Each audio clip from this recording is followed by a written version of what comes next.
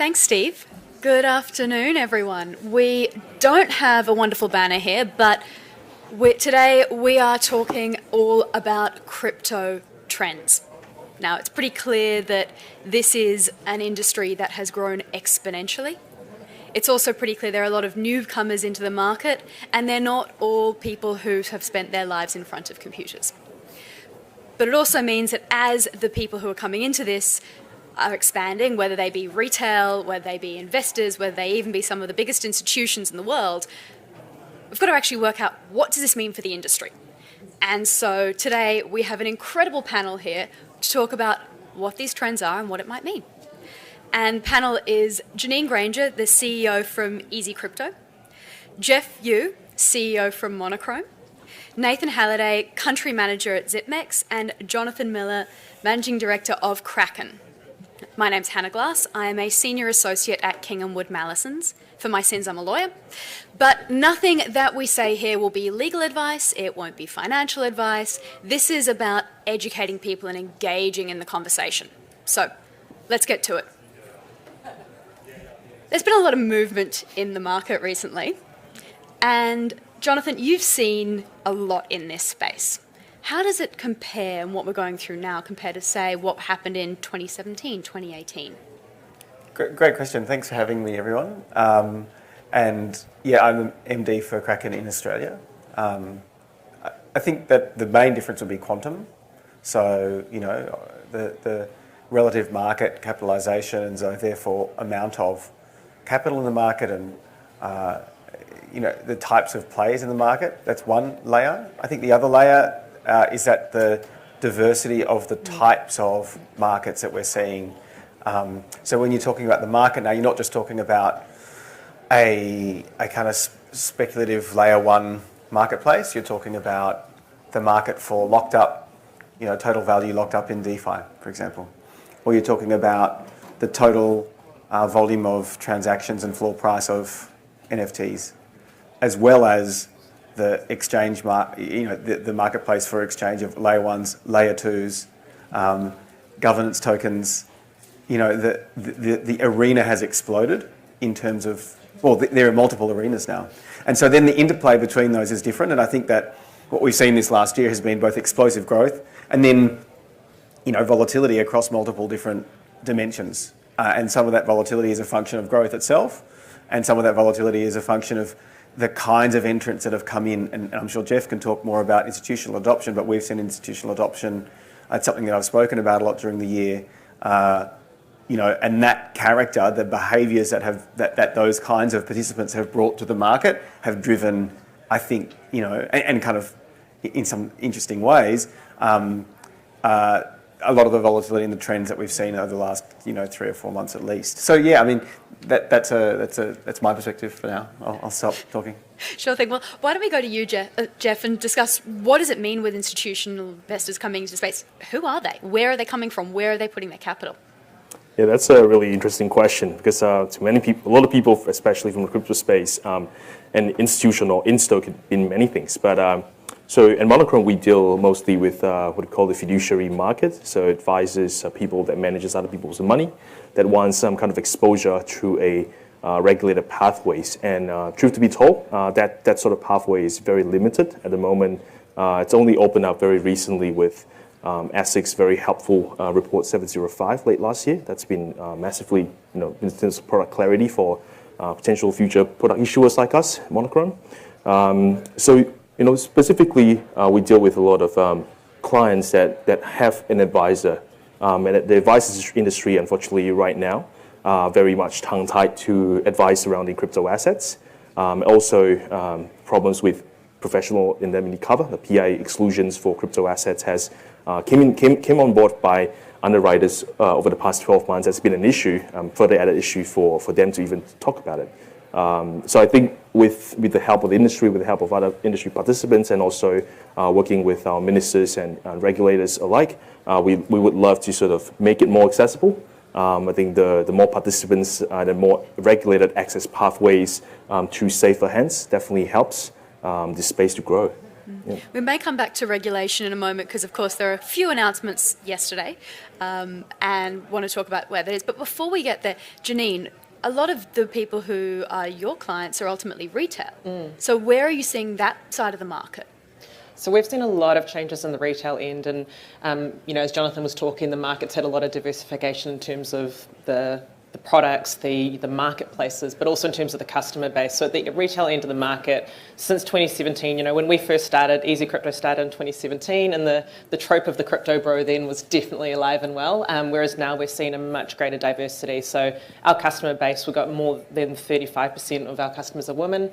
Interestingly, at the younger end of the market, that's where we see the biggest skew in sort of gender skew, but as our customers get older, they're almost 50-50 male and female, and the older demographics, the sort of baby boomers, 50s and up, are actually our fastest growing market base. Fascinating.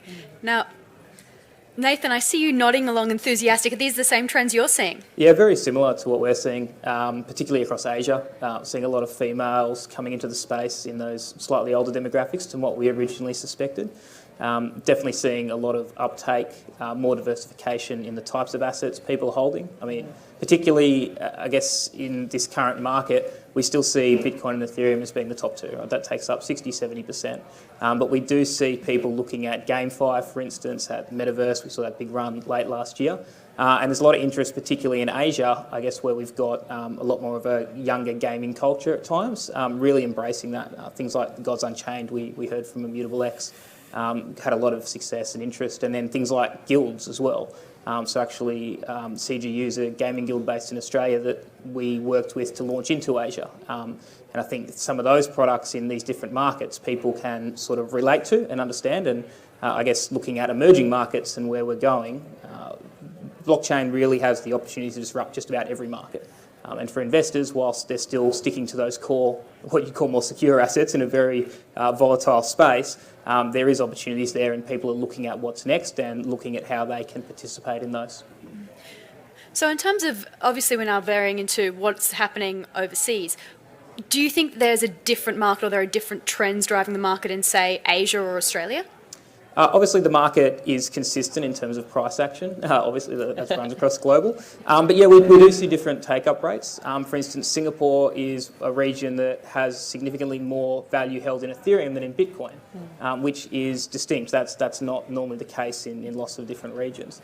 As I said, things like guild and gaming, where there's thousands of people across the Philippines, or hundreds of thousands of people across the Philippines, playing Axie Infinity, earning those assets every day, and then guilds being set up to fund and empower those people to effectively create a living playing video games, which is, I wish that was around when I was about 12, but anyway. Don't we all? Yeah, we're definitely seeing some different take-up rates based on what, I guess, resonates with people, whereas in, I guess, other areas where the high net wealth, we're seeing much more people looking at USDC, USDT, looking at how they can maximise yields through DeFi or through products that we have as well. So it's one of the things I really love about the space. The opportunities are there and incredibly diverse, and it's up to you to work out what is right for you based on what you see coming and your own risk portfolio.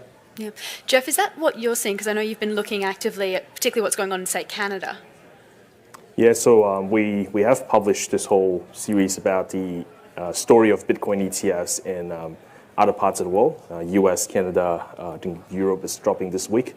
The article, I mean. So that's what we've been observing, is that the institutional sort of adoption comes very closely or into correlation about these kind of products coming out. When these kind of products, meaning exchange traded notes, exchange traded products, and we definitely hope to see that evolve in Australia more robustly.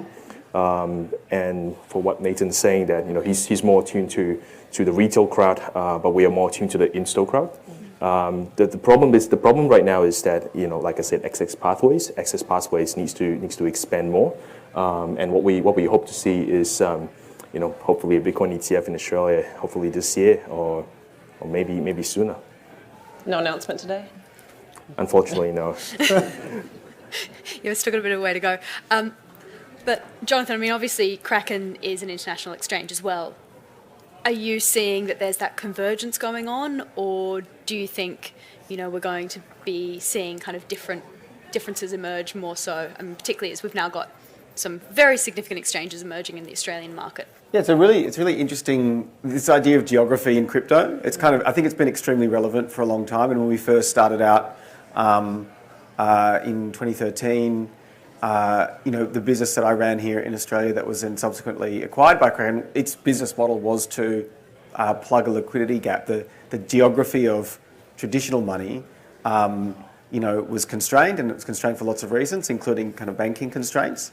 And so, liquidity existed, even though we're talking about a, stateless internet money or internet asset. Access to that asset was still constrained by the geography. I think that's changed over time significantly, and that's due to multinational marketplaces having more access on ramps and off ramps. And I think on ramps and off ramps are still a really big part of what is infrastructure that the ecosystem needs, especially as it grows and becomes more mainstream. And that's the way that I think about Kraken's business is as an infrastructure business. And I think the morphology is kind of interesting, both from a geographic sense, it's in multiple markets, but also in terms of the way that it serves the market. It has a homogenous product to a certain extent, but that is slowly being, I guess that the ability to deliver a homogenous product is being constrained a little bit by regulation, I would say, and that's true for all exchanges into different markets. That's one dimension. Another dimension is that what it means to have crypto infrastructure is changing over time as well. So, only 2 years ago we saw the emergence of what we now call, decentralized finance, and there's so many amazing projects that were birthed in 2017 that have then, I think, changed the geography once more, but the geography of the crypto landscape, not of the physical world. And Kraken's kind of got an interest in that transformation, a significant interest in proof of work and proof of stake networks. And they acquired Stake, which is a big non-custodial staking provider, infrastructure like a below the waterline tentacle, so to speak. So I think that the geography of the market now is certainly still constrained by geopolitical events, constrained by the Great Firewall, mining being in a sense the location of mining and the decentralized and the distributed nature of mining being challenged by geopolitical events. And so, I think we do see differentials, but it's not necessarily at a kind of behavioural level, it's more at a structural level. So in that sense, would you say that the changes that are happening to underlying infrastructure are ultimately impacting the market as a whole? I think they're definitely part of the story of what crypto is right now. And whether that's exogenous kind of forces on the market, be they regulatory or geopolitical, or they're kind of endogenous forces, which are innovation and deployment of new ideas and kind of greenfield, eruptions of completely new ways of using the technology. Absolutely. So Janine, you mentioned one of the problems here is there are a lot of misconceptions that are still in existence around this area. What are they? What are the biggest misconceptions? And what can we do to actually try and work through these? So when I do media interviews, the two most common things that I get asked around the negative perceptions of crypto around, well, it's just used for criminals and it's killing the environment. And I think we have a lot of work to go. We've talked a lot about this being a mainstream moment, but if you talk to people out in the street, there's still these massive misconceptions. And so it's a big job for us all to be out there educating people and trying to, change those stereotypes and those misled beliefs. And one of the ways that I sort of like to talk about this is, get people to think about their first ever mobile phone. And when you look at that versus a smartphone today, they're just screeds apart. And so cryptocurrency, blockchain, it's a story about innovation, right? It's a story about constantly improving things, of making things better, of this move to proof of stake as opposed to, everything being on proof of work. And also it's a story about transparency and innovation in things like blockchain analytics, which, we've heard from some great companies on that at this event. And it's like there is, once people get their heads around how innovative and how transparent the industry is, those perceptions will, look as bad as comparing an old Nokia to a smartphone and going, well, this thing's never going to take off. And the transparency one, I think, is a real key part of that, because transparency is what drives the innovation. So the ability to see how much energy a particular transaction is using, that is not something that you have in other industries. You don't have that transparency. So that transparency can drive improvements both in the underlying technology, but also in choices around renewables. And, you know, the industry is doing that itself. It's doing a lot more effectively than, say, if the EU tried to legislate it. But, you know, we are making that change, and we also need to communicate that change. So if we're talking about this, and you mentioned the concept of mainstream moment, which is obviously the whole theme of yesterday, do you think we're there? I would say no, not yet. But that being said, it's tapping so quickly. So we did a survey recently and found that 20% almost of adults in New Zealand have cryptocurrency. That's on par with housing. And anyone who knows New Zealand, it's housing is the investment choice of the entire country. So it's like, this is where we're at. So it's like, that's 1 in 5 people when you're walking down a street that have already dipped their toes in. So that feels to me like mainstream isn't far away. However, mainstream is still a couple of years. You know, when people are talking about getting started in cryptocurrency, they're thinking about it as a speculative investment tool. And the real value, the true opportunities that are available through DeFi, through different products, through the services, and, you know, that is coming out on top of blockchain technology, that's still a very long way away from public consciousness and mainstreaming.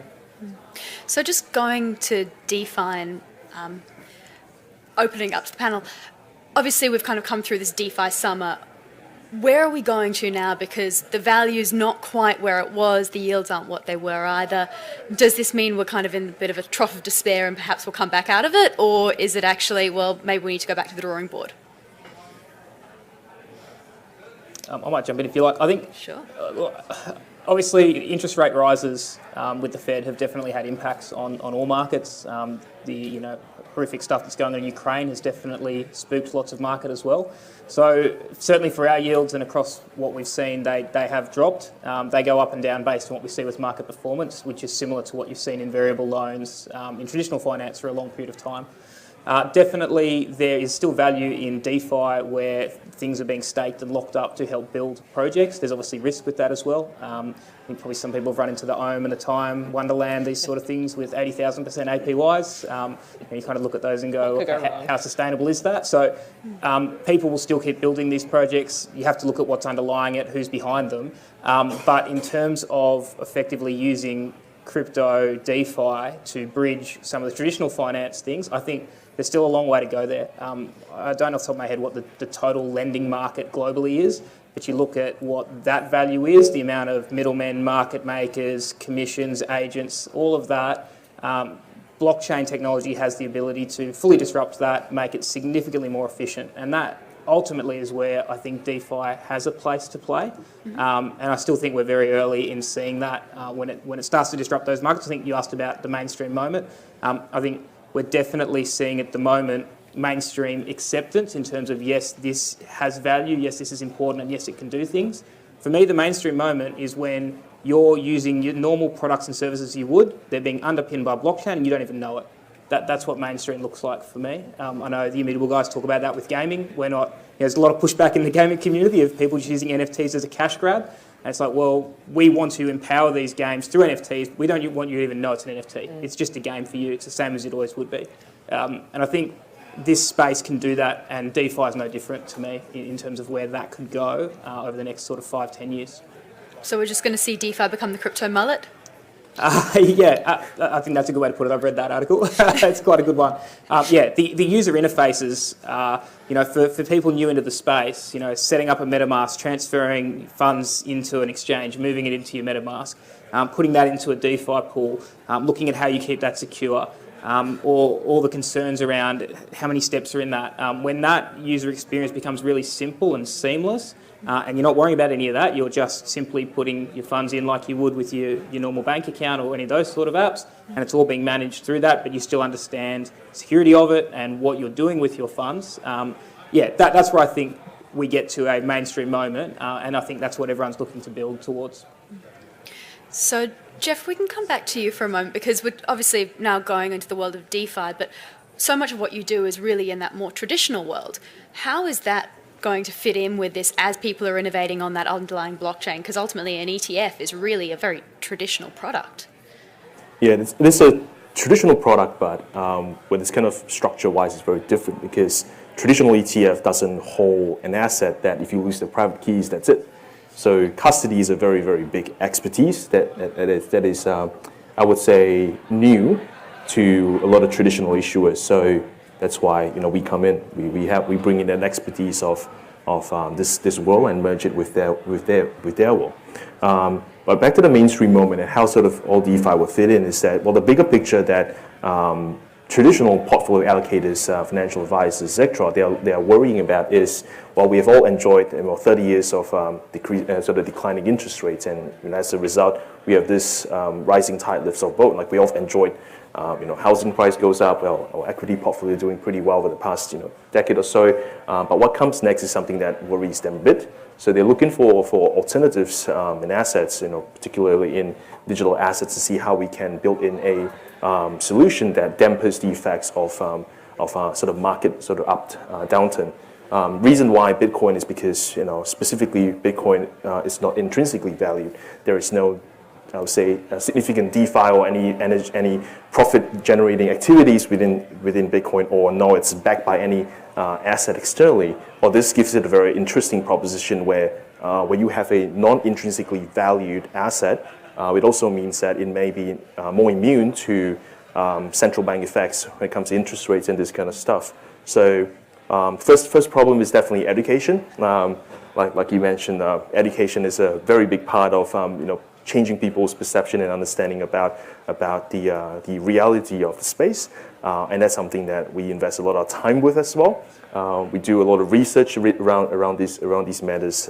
Particularly ESG is a big topic for advisors. The second thing is access. So, like you mentioned, ETF. Most people in this room, probably maybe half of us, wouldn't buy in a Bitcoin ETF.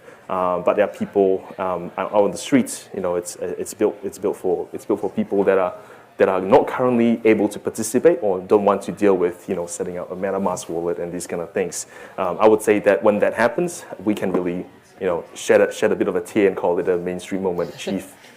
Yeah, and I hope that is soon. I think there are a few people who hope that's soon. So, obviously we've kind of spoke quite a bit about Bitcoin. ETH is the other main asset, and I think there have been several sessions today where you might have almost said that today is actually a day about ETH and Ethereum. The value is still significantly lower from Bitcoin. Jonathon, where do you see the value of Bitcoin and Ether going? You asked me a prediction question. I'm going to have to evade it. I think that more fundamentally, the question we should be asking is, to what extent do crypto technologies, be they Bitcoin or Ethereum, replace traditional technologies in the use cases that they're being applied to? And we've seen that use cases are being applied to more and more arenas, as I mentioned earlier. So that fundamental question: does a decentralized lending market perform better than a centralized one? Does a decentralized payments network? And I think it's still important to talk about payments networks, because moving value is really what we're talking about fundamentally with crypto. So right now, if you wanted to build a business, a cross-border business, or any business that moves value, and you want to use traditional banking, you're relying on a couple of major multinational banks and this includes, whiz-bang startups like Wise. They're completely reliant on, and Revolut, and all these challenger financial services apps. They're just completely Revolut on the underlying infrastructure. The underlying infrastructure is a function of Swift. So, and essentially nostro-vostro accounting between banks, and then balance sheets that major banks have. So, to what extent does Bitcoin as an alternative settlement layer, and Ethereum's platform and other cryptocurrency platforms, networks, provide a better version of that infrastructure? You'd have to think that the answer is that they will, and that we will see a massive shift away from traditional infrastructure, especially given the geopolitical kind of hazard that's been presented most recently, where you can see censorship. Censorship, levied on individuals and on countries, and irrespective of the justness of the underlying issue at hand. And I think it's important to remember that there's a very unjust thing that's happening. There's a lot of collateral damage for everyone involved here when you have censorship. So financial censorship is a really interesting question. It's been brought into kind of it's been in stark relief, with events globally last year, this year, even in Australia. And so I think that you have to think that censorship-resistant, decentralised financial infrastructure is the future. It's an interesting point that you raised, but we've gotten on a completely different area. That was a great way to not answer a future price prediction question. Whoa, I'm gonna, you value that. I think sort of the main takeaway that I usually tell people when that question's being asked that, look, Bitcoin and Ethereum, they're both very different assets. Like they do very different things and they have very different value propositions. So my little wish for the world is that, when we compare Bitcoin and Ethereum, it's like we compare fixed income and equities. Like, both are great at what they do, but they're different. And that's very important. Know the difference, and you don't make any mistakes, hopefully. And while we're talking trends in crypto, one fun fact that I'll add on is that for just recently, over the last month or so, Ethereum has topped Bitcoin as our biggest seller in terms of total volume through our platform, which is first time in 4 years. So they are both very popular, but ETH is definitely gaining the upper hand. Well, I'm getting the sign to wrap up here. Thank you so much. It's been a fascinating discussion. Clearly, there is a lot of stuff that's going on in this market. It's being driven by DeFi, it's being driven by the mainstream, it's being driven by instos, retail, and it's got a long way to go. Thanks so much. Thank you.